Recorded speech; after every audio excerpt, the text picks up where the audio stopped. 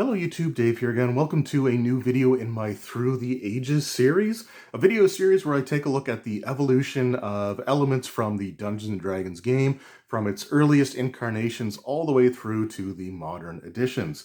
Today we are finally getting to the winner of the last poll that I put up for this series a while ago, and unfortunately a lot of stuff had sort of come up. A lot of it good, like buying a home and trying to get settled into there. But I do want to get back into this series because it's one of the more fun things for me to work on. I really enjoy this. I'm always fascinated in the history of and the evolution of the Dungeons & Dragons game. So today we're going to be taking a look at the Paladin class, and we're going to be doing separate videos for each edition, each iteration of the Paladin, from 0 edition Dungeons & Dragons, the first time we are taking a look at a 0E character, all the way up through the current edition of D&D, which is at the time of this recording 5th edition, as well as the 1st and 2nd edition and playtest versions of the Paladin class for the Pathfinder role-playing game. Now, the Paladin class, similar to the Magic Missile spell, even though it's considered to be sort of an iconic character class that we all think of as sort of a no-brainer for being in something like the Player's Handbook today, didn't actually make its first appearance until supplement number 1, Greyhawk, for 0 edition Dungeons & Dragons. So it was not included in the original Men and Magic supplement or rulebook or anything like that. Its first appearance was in the very first supplement for the Dungeons & Dragons game. So let's just make our way over to the class here. So the description of the Paladin, we don't see it right away in the book, but it does say under Fighting Men, other character types may engage in hand-to-hand combat, but only true fighting men are able to use their strength and dexterity to the utmost advantage in melee. In addition, certain lawful fighters may opt to become paladins. This is explained later in the section entitled Determination of Abilities. So in original D&D, similar to like basic expert rules, the only alignment that you had was lawful, chaotic, or neutral. You didn't have the good and evil at this point in time. You just had lawful, chaotic, or neutral for characters. Now it does say here, under the explanation for abilities, it talks about how fighters can get exceptional strength and things like that. But when we get to the description of charisma, this is where we find the majority of some of like the paladin abilities, because charisma is their most important attribute. So if you have a charisma score of 17 or greater, fighters indicate the possibility of paladin status if they are lawful. So you do have to be a lawful fighter with a charisma of 17 in order to qualify for a paladin. And you have to determine that at the commencement of play for that character.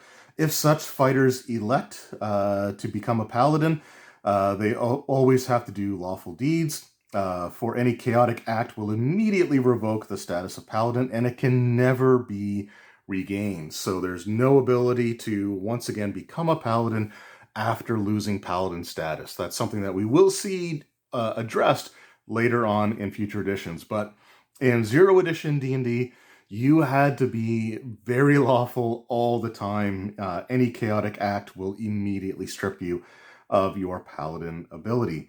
The paladin can lay on hands to cure wounds or diseases in others at 2 points of damage healed per paladin level, and 1 disease per 5 levels. Either function is performable once per day. So the ability to remove disease or cure diseases was a once-a-day thing once the paladin reached 5th level. And it seems like for every 5 levels, they'd be able to do that. Let's see here. Either function available once per day. Paladins are not themselves subject to disease. They have a 10% higher saving throw against all forms of attack, including melee. So rule structure was a little bit different in 0 edition D&D, but their bonus to their defenses actually went to like their ability to shrug off attacks as well, which is again something that we will see change very, very quickly. Paladins of 8th level or higher can dispel magic. Evil magic. So evil spells, you can undead, evil enchanted monsters, and the like can be dispelled by the paladin simply by ordering it hence and they can detect evil within a range of 6 inches. So again, they use like inches for the grids, and I think it's like 10 feet or 10 yards or something like that in Zero Edition. Paladins with any form of holy sword are virtually immune to all magic.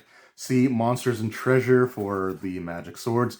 So this is actually, again, very different from what we're used to with Paladins now. Having a holy sword, you're virtually immune to all magic. The Paladin may, at any time he chooses, obtain a horse, which is likewise gifted, but he may never obtain a second within 10 years of the first. So if the first one is killed, it is not automatically replaced. A Paladin's horse is heavy, with armor class 5, moves 18 inches, and has 5 plus 1 hit points, or hit dice, sorry, and a high intelligence. Paladins will never be allowed to possess more than 4 magic items, excluding their armor, shield, and up to 4 weapons that they normally use. They will give away all treasure that they win, save that which is necessary to maintain themselves, their men, and a modest castle. Gifts must be to the poor or charitable or religious institutions, i.e. not to some other player character. So the fact that you can't just tithe or give away your items and treasure and all that stuff to other player characters was something that was specified from the very beginning, and I absolutely love that. A Paladin stronghold cannot be above 200,000 gold pieces in total cost, with no more than 200 men can be retained to guard it. Paladins normally prefer to dwell with lawful princes or patriarchs, but circumstances may prevent this. They will associate only with lawful characters. So there, you've got the Paladin. So it is very interesting to see like the earliest incarnation of the class. So needing a 17 charisma to be a Paladin was no easy feat back then, especially if you were rolling your stats with 3d6 in the order that you roll them. It would be very difficult to qualify for the Paladin. And some pretty tight restrictions. Again, the Paladin has to be lawful at all times. And if they screw up, then they lose Paladin status forever, which no way to redeem yourself, no way to regain your Paladin abilities in Zero Edition. One of the things that I really like about the Zero E Paladin is their remove disease ability, their ability to cure disease. Like it's 1 disease for every 5 levels, and you can do that once per day. I think that's great. It actually makes the ability a lot more worth having and more worth using than what we'll eventually see with their ability to remove disease. But yeah, a very interesting class. They had the magic item restrictions from the earliest incarnation, so they were not able to hoard wealth or accumulate wealth for anything other than to create their castle. They were required to give away any excess gold and any excess items beyond their magic shield, armor, weapons, and the few other magic items they're allowed to have, which it does sound like that is a bit of a drastic restriction on the character, but truthfully, to be able to have 4 magic weapons, a magic suit of armor, a magic shield, and 4 other magic items, that's still like 10 magic items total that they're allowed to have. So it sounds restrictive, but it's not really necessarily that bad. But yeah, the really cool early version of the class are able to obtain their warhorse immediately. So it says at any point, there's no level restriction on it. There's no point where they have to progress to before they can do that. And it being a 5 hit dice creature is not bad either.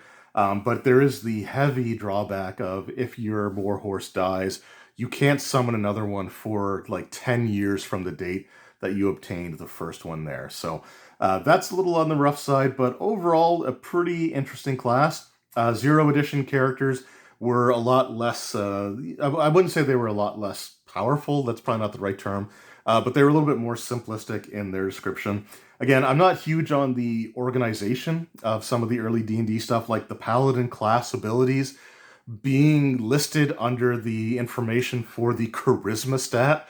It actually took me a little bit to find it in here, but overall, it is a cool class. They get their lay on hands, they get their ability to detect evil, the ability to be virtually immune to magic if they have a holy sword, That they definitely are going to scale back some of these features in the future. But let me know in the comments, what did you think of the Zero Edition Paladin? And if any of you played OD&D back in the day, or even currently, because OD&D still has a very strong following today, did you ever actually play a Paladin? And if so, what were your experiences with that? Anyway, hope you guys enjoyed the first video in the Paladin series. I had a lot of fun reading up on this, and I love making these Through the Ages videos. I always think that they're a lot of fun. And for me, I just love looking through the history and evolution of elements of like the D&D game, because I have access to all these, and it's my way of sort of sharing that information with all of you. Anyway, thank you all so very much for watching. I hope you enjoyed, and I will see you all next time. Until then, take care.